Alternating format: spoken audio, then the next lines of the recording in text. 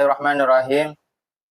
Wa min adabihi al-muta'akkidati wa ma ya'tani bihifdihi alla yadulla ala ilma fayadhhabu ila makanin yunsabu ila ma yata'allamu minhu liyata'allama minhu fihi wa in kana al-muta'allimu khalifatan faman dunahu bal yasunu al-ilma an dzalika kama sanahu anhu as-salafu radhiyallahu anhum wa hikayatihim fi hadza katsirun masyhuratun. Yang dikatakan bahwa termasuk daripada adab yang benar-benar yang harus diperhatikan adalah hendaknya seorang pengajar tidak merendahkan ilmu dengan mendatangi tempat murid yang akan belajar kepadanya. Meskipun murid itu adalah seorang khalifah atau orang yang derajatnya di bawah khalifah. Bahkan seharusnya dia menjaga ilmu dari hal-hal tersebut sebagaimana para ulama salaf radhiyallahu anhu menjaganya. Banyak riwayat masyhur yang menjelaskan tentang hal ini. Nah, jadi maksudnya adalah kita kalau misalkan sebagai seorang guru, maka yang pertama harus kita ini memuliakan ilmu.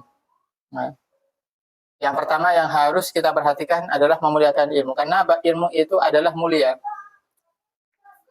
Al-ilmu izzun. Ya, ilmu itu adalah mulia. Maka tidak sepatutnya bagi seorang guru itu merendahkan ilmu itu sendiri.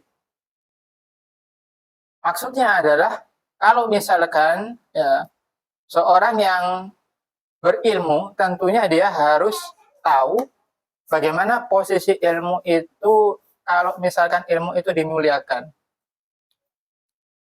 Di antaranya di sini disebutkan yaitu tidak mendatangi tempat daripada muridnya. Seperti misalkan seorang khalifah atau di bawah khalifah presiden atau misalkan menteri-menterinya. Maka tidak sepatutnya bagi seorang guru datang kepada khalifah atau menteri-menterinya untuk mengajarkan sebuah ilmu. Nah, jadi begini. Dulu itu para ulama itu sangat-sangat menghormati dan memuliakan ilmu. Al-ilmu izzun la qimata lahu. Ilmu itu sangat mulia yang tidak ada seorang pun yang pantas untuk menghargainya, untuk memberikan harga kepada ilmu. Artinya apa? Artinya ilmu itu nggak bisa dihargai dengan rupiah, dihargai dengan dinar atau dihargai dengan dirham. Tidak. Artinya ilmu itu terlalu rendah kalau misalkan disamakan atau dihargai dengan dunia dan isinya. Artinya apa? Kenapa? Karena ilmu itu adalah sesuatu yang tinggi, sangat berharga. Dari berharganya ilmu, maka tidak ada yang bisa menghargai ilmu itu dengan sesuatu yang sifatnya dunia. Seperti rupiah, dinar, dirham, ataupun yang lain. Karena itu para ulama terlebih dahulu, ulama-ulama dahulu itu, mereka memuliakan ilmu dengan setinggi-tingginya. Di antaranya adalah mereka, kalau misalkan ada seorang khalifah, khalifah itu kalau misalkan sekarang itu presiden. Jadi kalau misalkan seorang khalifah, seorang presiden ingin datang, ingin belajar ilmu kepada seorang guru, kepada seorang ulama tadi nggak mau ke istana untuk menemui khalifah dan mengajarkan ilmu kepadanya di istana, tidak. Akan tetapi apa? Akan tetapi kalau misalkan khalifah itu mau ilmu, maka khalifah atau presiden yang datang di rumah saya untuk belajar ilmu. Ataupun misalkan bawahannya, misalkan seperti menteri-menteri, tidak mau para ulama terdahulu itu datang ke istana atau datang ke rumah mereka untuk mengajarkan ilmu. tapi mereka yang harus datang kepada ulama tersebut. Ini untuk apa? Apakah ini adalah kesombongan? Tidak. Ini untuk mengangkat derajat ilmu itu sendiri dan untuk menjaga kewibawaan daripada ilmu dan ulama. Kenapa? Karena ulama ya itu tidak ada bandingannya dengan pejabat. Ya. Ulama itu tidak ada bandingannya dengan pejabat. Karena itu jangan disamakan. Ya, jangan disamakan antara ulama dengan yang lain. Ya. Karena itu dikatakan apa?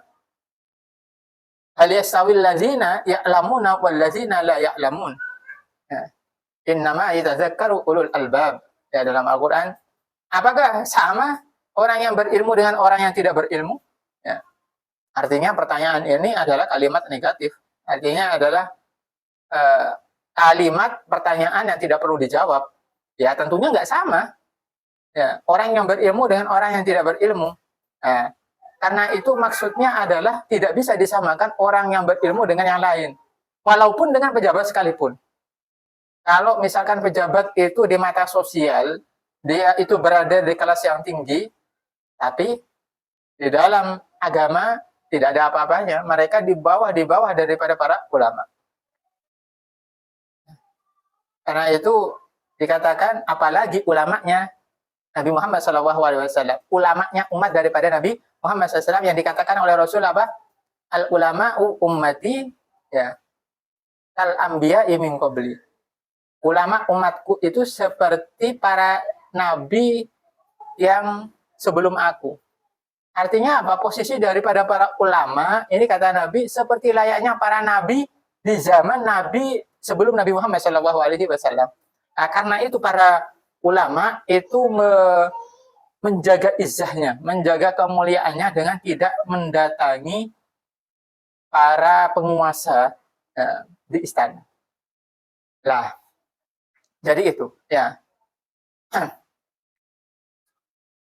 Memang kalau diterangkan di dalam kitab-kitabnya Imam Ghazali ya, dalam Ihya Ulumuddin ya, ataupun di dalam kitab Bidayatul Hidayah itu diterangkan bagaimana seorang ulama itu jangan sampai merendahkan dirinya datang kepada para penguasa di istana-istana mereka, tidak. Nah, seperti itu. Dalam rangka apapun, ya, dalam rangka apapun. Walaupun dalam rangka mengajar untuk menjaga izzah, tidak. Tapi mereka yang datang kepada kita. Kalau misalkan mereka ingin sebuah ilmu untuk sebagai apa namanya kemuliaan daripada ilmu dan juga apa dan juga untuk mengangkat martabat daripada para ulama itu. Di samping itu yang kedua, kalau misalkan konteksnya itu bukan mengajar, misal ya hubungan antara ulama dengan pejabat sebenarnya di dalam Islam sah-sah saja. Ya, bahkan memang baik hubungan ulama dengan pejabat harus baik. Untuk apa? Untuk kerukunan agar umat ini melihat pejabat dan para ulamanya itu rukun. Ya, akan tetapi syariat ini memberikan rambu-rambu, artinya memberikan rambu-rambu bagaimana boleh bagi seorang ulama datang kepada penguasa dengan tujuan satu apa? Untuk mengingatkan para penguasa. Untuk mengingatkan. Artinya untuk mengingatkan itu kalau misalkan penguasanya itu melenceng, artinya kalau misalkan penguasa itu tidak adil atau bahkan misalkan penguasa itu dolim, maka seorang apa namanya ulama itu wajib untuk apa? Untuk menegur, menasehati para penguasa tadi. Datang kepada di istana nggak apa-apa. Dalam rangka apa? Dalam rangka menasehati tadi. Nah, jadi itu. Kemudian bergeser di zaman sekarang. Kemudian bagaimana kalau sekarang seorang guru-guru apapun, terutama guru apa namanya guru Al-Quran, ya, guru tahfiz, guru ilmu-ilmu agama. Sekarang banyak yang datang kepada muridnya, bukan murid yang datang kepada guru, misalkan. Ada di beberapa instansi misalkan, ya. Kalau seperti itu bagaimana? Ya, kalau misalkan seperti itu. Kalau seperti itu mengambil daripada apa namanya kemanfaatan saja. Artinya bagaimana? Kalau misalkan dikiranya itu ilmu itu tetap dihargai, ilmu itu tetap terhormat dan tidak mengurangi kehormatan marwah daripada seorang pengajar, maka tidak masalah. Ya, maka tidak masalah mendatangi seorang murid, tapi niatnya memang murni untuk mengajar sebuah ilmu. Nah, kalau misalkan memang tidak memungkinkan, misalkan si murid tidak memungkinkan untuk datang kepada gurunya, malah sebaliknya guru datang kepada murid. Kalau itu tidak memungkinkan dan memang niat untuk mencari ilmu si murid dan gurunya tadi memang tidak mengurangi rasa hormat ya daripada kemuliaan ilmu dan kemuliaan ulama, maka nggak masalah. Nah, yang masalah di sini kalau misal yang didatangi seperti misalkan sang penguasa ataupun yang lain, ya itu misalkan dalam rangka apa? Dalam rangka misalkan untuk menunjukkan kehebatannya, misalnya penguasa menunjukkan kehebatannya, oh ini saya bisa mendatangkan guru Al-Quran kepada di istana. Oh ini saya bisa mendatangkan guru agama ini ke penguasa dan lain sebagainya. Nah, dengan cara misalkan merendahkan daripada guru dan ilmu, maka ya ini yang tidak boleh, gitu loh. Tapi kalau misalkan sebaliknya, kalau zaman sekarang memang sulit ya seperti itu untuk menerapkan yang benar-benar yang seperti para ulama terdahulu. Nah, berarti apa? Jalan tengahnya ya kalau misalkan masih memungkinkan ya muridnya itu yang harus datang kepada seorang guru. Ya. Kemudian kalau misalkan pun tidak memungkinkan ya apa namanya asal untuk menjaga marwah daripada ilmu dan ulama, maka nggak masalah niatnya untuk apa namanya mencari ilmu seperti itu. Apalagi kalau misalnya kalau sekarang ya tempatnya netral ya seperti di pesantren ya kan atau di sekolah madrasah, kan murid kan juga datang ke tempat tersebut, guru juga tersebut datang kepada di tempat sekolah tersebut. Nah itu artinya memang nggak masalah. Jadi seperti itu. Dan memang idealnya tadi seorang murid datang kepada seorang guru. Ya. Seperti layaknya para ulama zaman dahulu, ya.